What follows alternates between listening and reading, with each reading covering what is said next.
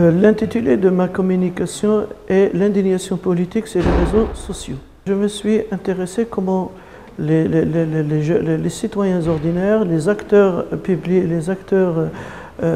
publics et notamment les jeunes, comment ils interviennent dans les réseaux sociaux de manière à s'exprimer, à débattre des questions de l'actualité qui marquent l'agenda national et voire l'agenda international. Autrement dit, devant peut-être le contrôle des espaces publics traditionnels, donc les jeunes ont trouvé de nouveaux espaces et ont conquis de nouveaux espaces pour s'exprimer, pour débattre, pour discuter de toutes ces questions qui les concernent en tant que citoyens.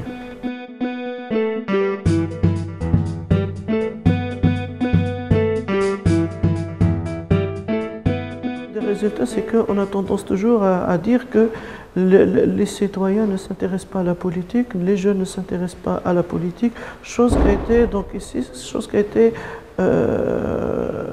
donc on a prouvé le contraire, c'est que les jeunes interviennent, les citoyens discutent, certes, ils n'interviennent pas selon les modèles traditionnels, dans un parti, dans un cadre syndical, un cadre structuré, non, ils ont de nouvelles formes, et de nouvelles formes, qui veut dire on n'est pas obligé d'être dans un parti ou dans un syndicat ou dans une institution pour parler politique, non, on est là, on est structuré soit dans des pages Facebook ou dans des blogs ou dans des réseaux d'amis ou des réseaux professionnels et on trouve que, donc on débatte, on parle, on propose des solutions, on s'indigne devant une situation. Le fait de s'indigner devant une situation, on comprend que il n'y a pas un sentiment d'indifférence. C'est donc ici, les gens ne veulent pas, ou les citoyens ne veulent pas que les choses passent facilement comme ça. Donc ils s'indignent. C'est une manière de refuser ou de contester une situation dont l'objectif c'est de la changer. Un deuxième résultat, c'est que quand on s'indigne, l'indignation qui est toujours alimentée, il faut qu'elle soit alimentée par des arguments, développée par d'autres explications. Avec le temps, on trouve que ces citoyens qui sont au début, entre parenthèses, comme des politiciens amateurs, ils font une sorte de socialisation avec la chose politique. Je veux dire, donc il y a une certaine formation. Et en même temps, avec ces indignations et ces discussions, il y a une prise de conscience de la précarité d'une situation, de la gravité d'une situation. Donc, c'est une situation à changer. Donc, il y a une sorte de prise de conscience, une formation, et c'est ce qu'on appelle ici, il y a tous les ingrédients d'une prise de conscience et surtout des ingrédients d'un engagement, donc des sources de l'engagement et de mobilisation citoyenne.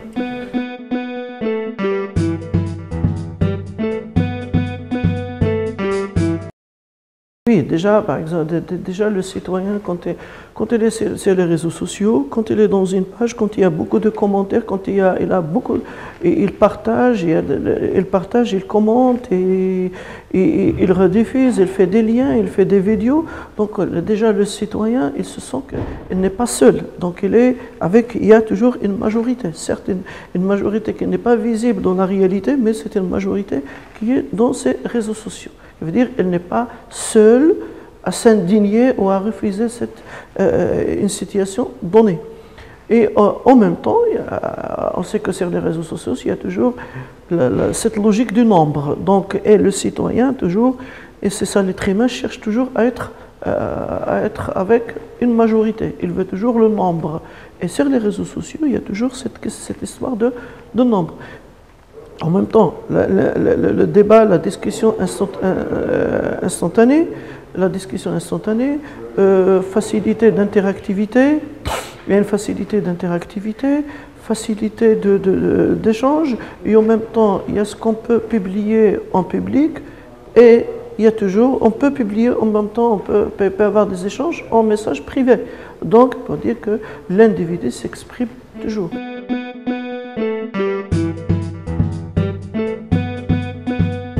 Le colloque est très intéressant c'est déjà la thématique, une thématique donc non seulement d'actualité, une thématique aussi qui a été élargie pour toutes les formes d'intervention sur les réseaux sociaux.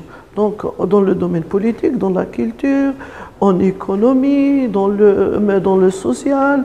Donc on a touché les différentes formes d'intervention des citoyens sur les réseaux sociaux. Voilà. Et surtout qu'on a pris ces réseaux sociaux, on a essayé toujours de les contextualiser. Dire, on ne les a pas pris dans un contexte donné. Dire, on a essayé de toucher tous les terrains possibles, un terrain européen, un terrain occidental, un terrain maghrébin, en Afrique, au Canada.